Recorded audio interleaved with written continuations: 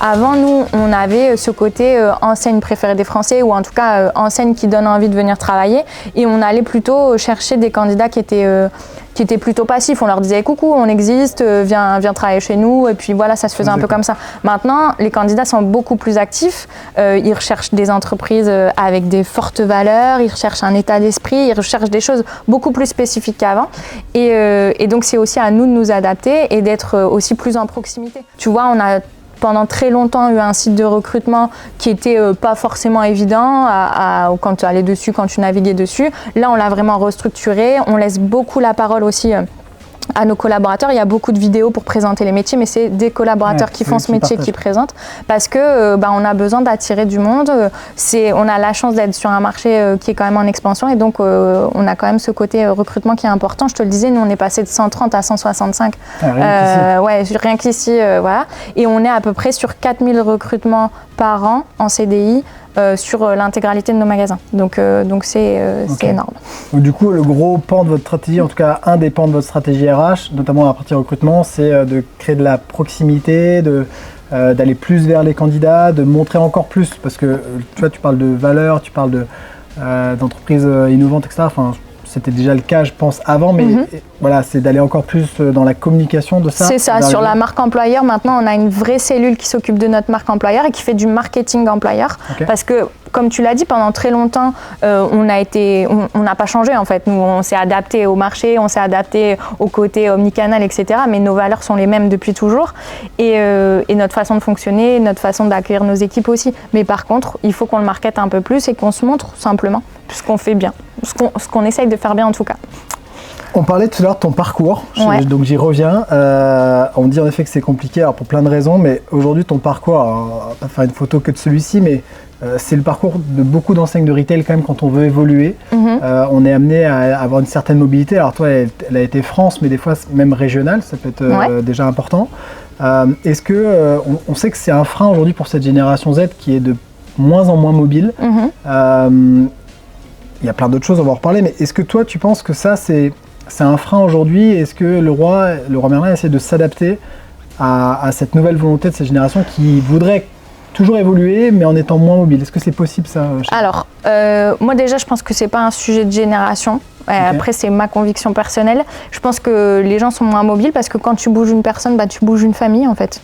Et en fait, chez nous, en tout cas chez Leroy Merlin, aujourd'hui, tu as la possibilité aussi de te dire moi, si je veux faire 20 ans dans le même magasin, je peux faire 20 ans. C'est pas comme dans certaines enseignes où tous les 3 ans, on te demande de bouger. Chez nous, ça n'existe pas. Par contre, oui, si tu veux évoluer, il faut une certaine mobilité, mais qui peut être bassin. Nous, on parle beaucoup de mobilité bassin, donc ça veut dire Toulon, Nice, Valoris, par exemple, sur notre secteur à nous, et dire tu peux, si tu es employé et que tu veux évoluer agent de maîtrise, tu peux évoluer dans le même magasin où tu travailles, donc comme ça, il n'y a pas de question de mobilité. Par contre, si tu veux être agent de maîtrise et évoluer cadre, il faut que tu bouges au moins sur le bassin. Ok. Ça, c'était déjà le cas il y a quelques années, il n'y a pas eu de changement de stratégie? Il n'y a pas eu de changement. Peut-être il y a des choses qui vont évoluer par la suite parce que oui, il y a ce côté, on déménage une famille et peut-être qu'on devra regarder. Pour l'instant, il n'y a pas de changement parce que ça fonctionne comme ça et pour l'instant, ça fonctionne bien comme ça. Mais tu vois, on parlait de mon parcours. Moi, j'ai fait le choix de demander de partir, de bouger de région. Mais encore une fois, dans mon ancien magasin, j'avais une de mes collaboratrices qui est restée 35 ans dans le même bureau. Donc, c'est assez drôle. Il y a vraiment des disparités de parcours. Mais tu parlais de génération et moi, je vais te parler plutôt d'accompagnement. On a des programmes, par contre, d'accompagnement et c'est ça aussi qui fait qu'on fidélise certains collaborateurs, c'est qu'on a des parcours écrits maintenant d'accompagnement de nos collaborateurs, que ça soit d'employés vers agent de maîtrise, et je suis très fière puisque j'ai accompagné mon assistante qui passe agent de maîtrise là au 1er novembre. Après, il y a des parcours d'évolution pour passer d'agent de maîtrise à cadre, et puis après de cadre à cadre supérieur. Donc voilà, donc ça s'appelle Start, Step et Jump. Donc il y a des programmes écrits maintenant. Ok. Pour revenir sur cette notion de génération, on sait aussi que la dimension, avoir des responsabilités, c'est important pour eux. Alors pas forcément dans la dimension managériale, parce qu'ils le disent d'ailleurs dans les études qu'ils n'ont pas forcément tout le temps la volonté de manager, mais d'avoir des responsabilités. On sait que c'est quelque chose qui est ancré quand même dans les enseignes de la famille Mullier et également du coup chez Leroy Merlin. comment est-ce que ça se traduit pour vous chez Leroy Merlin d'avoir des responsabilités?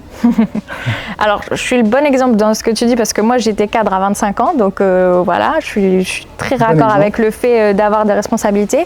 Avoir des responsabilités, nous, c'est pas forcément lié à un statut. Nous, c'est... On laisse la possibilité à chacun de nos collaborateurs, qu'ils soient cadres, non cadres, qu'ils aient 1 an d'ancienneté ou 10 ans, d'avoir des responsabilités parce qu'on leur laisse l'autonomie pour faire des choses et tenter des choses. Nous, on croit beaucoup au droit à l'erreur.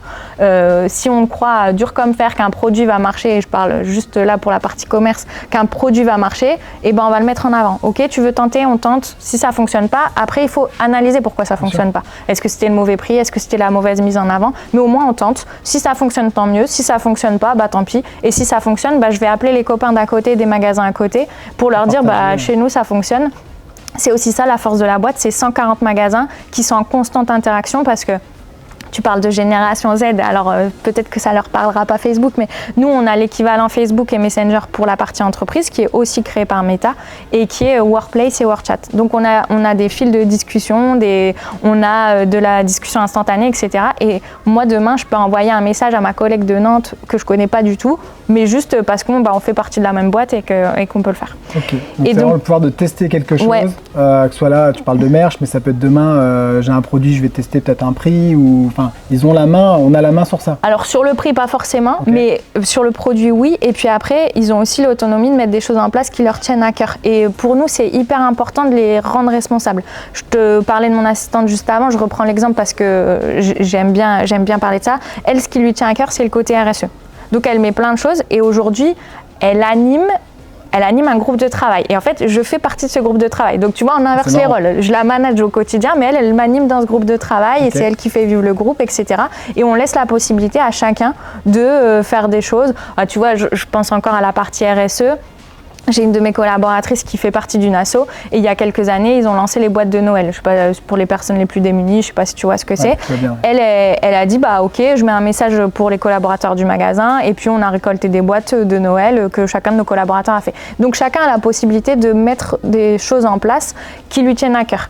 Et on a aussi ce qu'on appelle un jour de congé supplémentaire qui est une journée d'ouverture qui est aussi la possibilité de financer. Je sais pas, je travaille en déco, j'ai envie d'aller au forum, pas au forum, au salon Maison Déco à Paris, bah voilà, il y a une partie qui peut être financée par la boîte. Je sais que là, certains vont aller à la boutique de Sophie Fergiani à Marseille. Bon voilà, il y a plein de choses qui peuvent être mises en place. Et c'est aussi ça de se dire, bah, on leur laisse la responsabilité de certaines choses. Et on leur laisse aussi beaucoup de responsabilités sur l'intégration de nos nouveaux collaborateurs et sur le recrutement parce que nous, à aujourd'hui, quand on recrute, c'est une cellule de recrutement qui fait partie du comité de direction, mais il y a toujours une validation par les collaborateurs. Et nos candidats vont passer le temps qu'ils ont envie. C'est un entretien collectif, quoi. Enfin... Non, même pas. En fait, nous, on fait l'entretien plutôt en partie formel, on va dire ça comme ça, ou en assessment avec des mises en situation. Et après, on laisse le choix au candidat de dire, bah, si tu veux aller passer un peu de temps en bas avec les équipes, elles sont au courant, tu peux y aller. Et c'est toi qui restes le temps que tu veux. Tu nous revois pas, tu vas. Et en fait, ça nous permet aussi d'avoir une double validation. J'ai une personne là qui arrive lundi sur un secteur du magasin et l'intégration est beaucoup plus facile. Il a vu ses collègues. Donc déjà, il nous a vu nous en entretien. Il a vu ses collègues, donc il y a une partie de l'équipe qu'il connaît déjà. Et donc bah, forcément, déjà pour lui, ça sera plus agréable d'arriver. C'est clair. Et en plus, c'est beaucoup moins stressant et c'est aussi ça la fidélisation, c'est de te dire on fait vivre une expérience 5 étoiles à nos clients, c'est ce qu'on veut. Hein. Et ben on fait vivre aussi une expérience 5 étoiles à nos candidats, à nos collaborateurs. En tout cas, c'est ce qu'on s'efforce de faire. C'est marrant que tu dis ça, parce que Decathlon, en effet, a fait ce type de recrutement où, dans la première phase, pareil, c'était assez classique avec le RH ou le N+1. Et dans la deuxième phase, c'était les collaborateurs qui rencontraient et qui allaient décider, qui avaient presque le mot de la fin, on va dire le mot de la fin, en tout cas au collectif avec les autres, de dire, bah voilà, je choisis mon patron. Et ça, c'est hyper intéressant d'inverser en effet ces rôles-là. Bah nous, c'est pas forcément je choisis mon patron, mais je choisis en tout cas au moins mon collègue. Et on fait ça sur plein de postes différents. Et ça nous est déjà arrivé de nous valider un candidat. Et l'équipe a dit, bah nous, et plusieurs personnes de l'équipe ont dit, bah nous, on sent pas vraiment de travailler avec cette personne-là et on l'a pas recruté. Donc vraiment, c'est pour nous hyper important. Après, on force personne. Chacun est libre de s'investir ou de ne pas s'investir. Mais en tout cas, on laisse la possibilité de le faire.